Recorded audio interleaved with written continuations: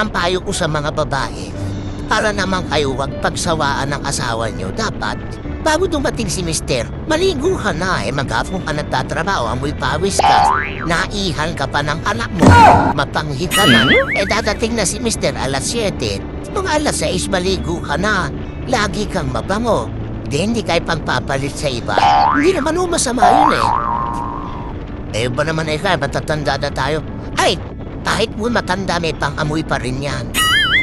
Kung halimbawa, matanda na kayo, mabaho pa kayo pareho, paano kayo magkakasundo niya ng kamatayan? Kaya dapat, ang isa't isa malinis. Yung lalaki, papataanan mo. Siyempre, kaya ka niligawan nung araw, mabango ka. Maganda itsura ng katawan mo.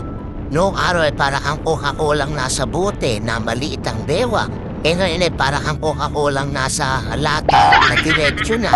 Mataba ka na, mapanghi ka pa. Ang mangyayari kay mister, maghahanap ng mas maganda at sexy at mas mabango. Para wag maghanap, maging kayo, maalaga rin kayo sa inyong katawan. Pagdadating na si mister, maligo ka, magsipilyo ka. Kasi, noong araw kaya ka hinahalikan, kasi nakalagi ka naka-chiclet at sisipilyo ka. Ngayon amoy inborn lang yung mama mo. Paano kang hahalikan ng mister mo?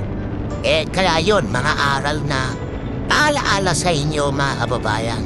Para yung asawa nyo, matulungan nyo na wag magnasa sa iba.